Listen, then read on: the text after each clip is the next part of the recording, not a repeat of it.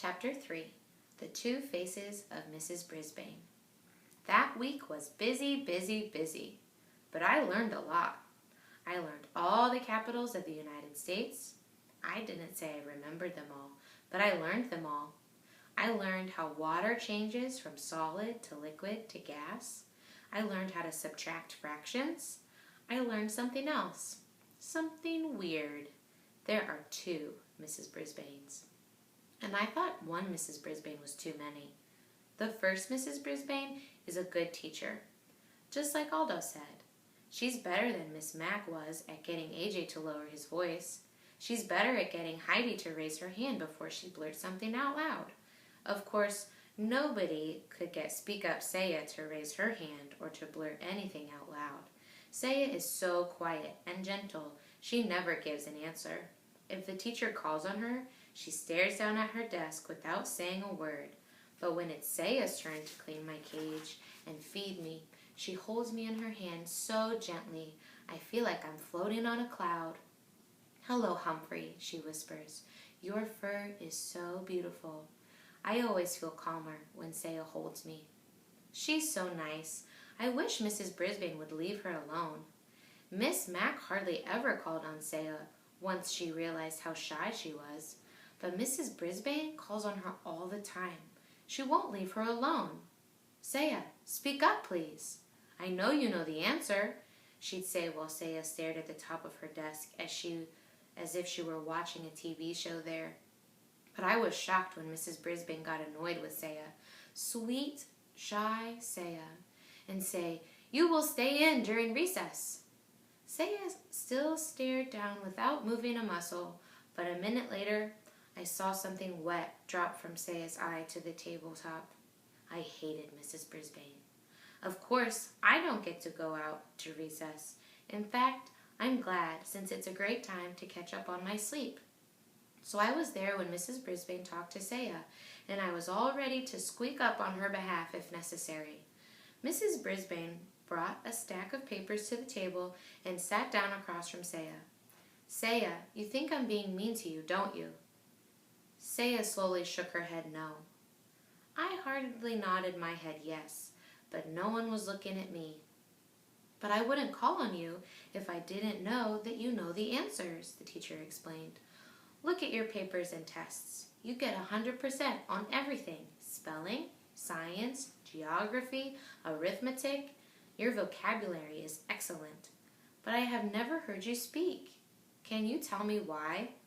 I checked my notebook, and I was pretty impressed. I only got an 85% on the last vocabulary test. This girl is smart. Saya still did not speak. "Saya, I'm going to have to send a note home to your parents. Maybe they can help me figure out what to do," said Mrs. Brisbane. Saya looked up, very frightened. "No, please," she said. Mrs. Brisbane looked up surprised. She reached over and patted Saya's arm. "I won't send a note now if you'll promise to try." Saya looked back down at her desk and nodded. "I'll tell you what. I won't call on you if you promise that sometime within the next week you'll raise your hand on your own and answer a question. Is that a deal?" Saya nodded, very slowly this time. "You have to say it," Mrs. Brisbane told her. "Deal," Saya whispered. "Terrific," said Mrs. Brisbane, smiling. "Now, how would you like to erase the board for me?" Saya jumped up and hurried to the board. All the students in room 26 liked to erase the board for some reason. Mrs. Brisbane was sure hard to figure out. She hadn't been mean to Saya at all. She just did what a teacher is supposed to do. I liked this Mrs. Brisbane. I even liked the pink blouse she had on. But at the end of the day, when the students were gone, the second Mrs. Brisbane came back, the really scary one. She straightened up the room and came over to the window to close the blinds. I could only hope that Aldo would open them for me later. She looked down and saw the table around me was messy. The bag of shavings used for my bedding had torn and bits of litter were scattered all over the table. Garth had done the cleaning and left the lid off of my treat box. The whole table looked untidy. "Good grief," said Mrs. Brisbane in a very unhappy voice. I decided to take a spin on my wheel. Usually that cheers people up, but not Mrs. Brisbane.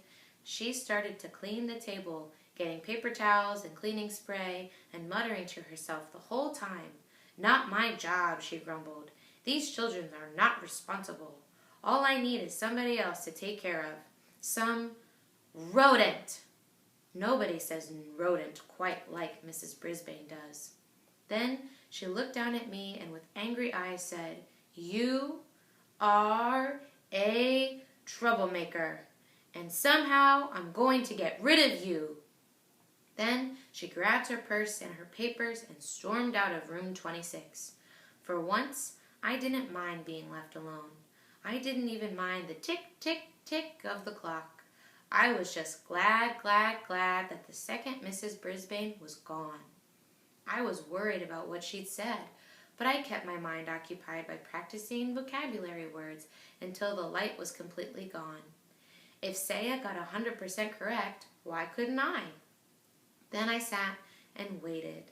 Suddenly, bright lights blinded my eyes as the door swung open and a familiar voice roared, "Never fear, Aldo's here." Aldo rolled his cart over to my cage and put his face right down next to mine.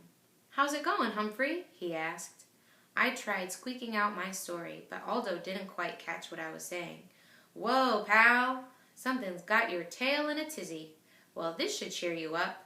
Aldo reached into a brown paper bag, pulled something out, and dangled it in front of my cage. "Something to gnaw on, little buddy," he said, opening the door.